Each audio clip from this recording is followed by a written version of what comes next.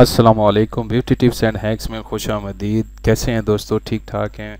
आज जो दोस्तों नुस्खा लेकर आया हूँ ये उन लोगों के लिए है जो जिनको शहवत नहीं आती, आती है तो ढीली ढाली सी आती है और जैसे ही बीवी के पास जाते हैं तो जल्दी इंजाल हो जाता है, नफ्स में कमज़ोरी है, ढीलापन है, लागरपन है और जो काफ़ी अरसे से चलते आ रहे हैं ऐसे ही और वो ठीक नहीं हो रहे, या शादी से पहले भी ऐसे थे या शादी के बाद ये इस मर्ज़ में मुब्तला हुए हैं, या कोई मेडिसन खाने से ये असर हुआ है, जो वाइग्रा वगैरह खा के जो है ना अपने आप को ख़राब कर चुके हैं, तो उनके लिए ये इंतहाई मुफीद नुस्खा है। वो मैं आपको लिखवा देता हूँ। ये देसी अज़ा पर मुश्तमिल है और इसके कोई साइड इफ़ेक्ट भी नहीं हैं और इसमें ज़बरदस्त इसके फ़वायद हैं। बहुत अच्छा असर होगा इंशाल्लाह अल्लाह के हुक्म से। मैं आपको ये चीज़ें बता देता हूँ। ताल मखाना मैंने लिख भी दी हैं ताकि आपको पता चल जाए। ताल मखाना सदियों से मर्दाना ताकत के लिए इस्तेमाल होती जा आ रही है। इसको बंगाली में ताल कहते हैं और सिंधी में टारी कहते हैं, गुजराती में इसको ताड़ कहते हैं। तो ये इसकी पहचान कैसे होगी? ये एक कांटेदार झाड़ी है और कुदरती तौर पे पाई जाती है, भूरे रंग की होती है और जो है इसके पाकिस्तान में भी ये हिंद पाकिस्तान और श्रीलंका में ये आम पाई जाती है।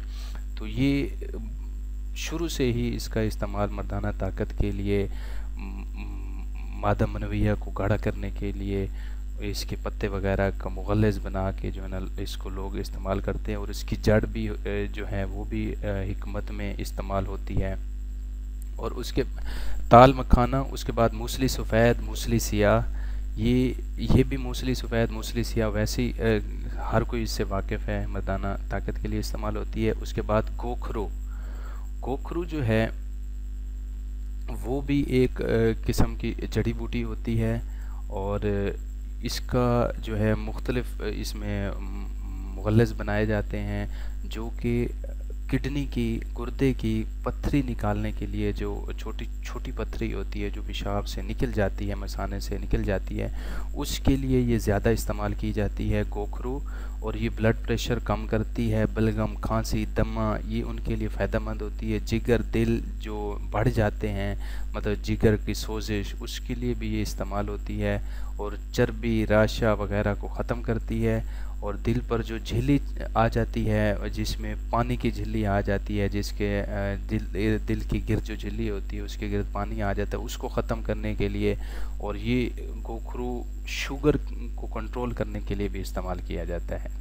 तो अगर ये जो इसका बाज़ औक़ात लोग जुशांदे बना के तेल में मिक्स करके इसको इस्तेमाल करते हैं, जिससे जो है ब्लड प्रेशर और कम हो जाता है अगर ज़्यादा है तो। और ये शहवत के लिए बहुत ही मुफीद होती है और जो शादी से पहले और बाद की कमज़ोरियों को दूर करने के लिए ये गोखरू का इस्तेमाल भी किया जाता है। जो मुख्तलिफ लोग शादी कोर्स करवाते हैं ये उसमें गोखरू का इस्तेमाल भी करते हैं।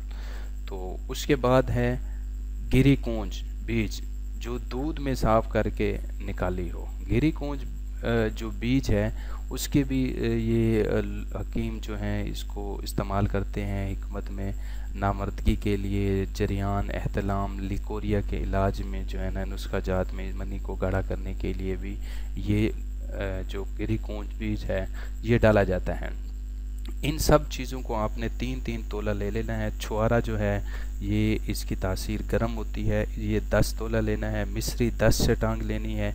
इन सब को आपने अलहदा-अलहदा कूटना है, इकट्ठे नहीं कूटना। इकट्ठे कूटने से इसके असर पे फ़र्क पड़ता है और बाज़ लोग जो हैं वो इसको इकट्ठा कूट कर वो मिक्स करके दे देते हैं, लेकिन उतना फ़ायदा नहीं होता जिसके लिए हम बना रहे हैं और उसके रिज़ल्ट में थोड़ी कमी आ जाती है। आपने इसको अलहदा-अलहदा हम वज़न ले के कूटना है।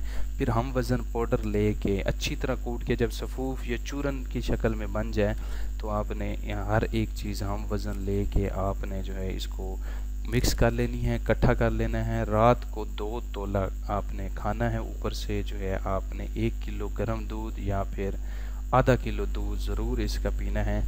ये 3 दिन 4 दिन इसको इस्तेमाल करने के बाद आप इसका रिज़ल्ट देखेंगे। तीसरे दिन इसका रिज़ल्ट आपको नज़र आना शुरू हो जाएगा। बहुत अच्छा असर होगा। अल्लाह ताला के हुक्म से शिफा अल्लाह ताला देते हैं।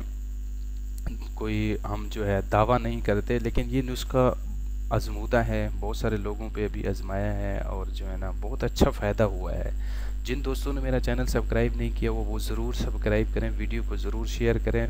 दोस्तों आप कमेंट ज़रूर किया करें और अपनी राय का इजहार ज़रूर करके जाया करें और बताया करें कि आपको कैसा लगा, और लाइक और शेयर ज़रूर करें। Thank you so much. अल्लाह हाफिज़।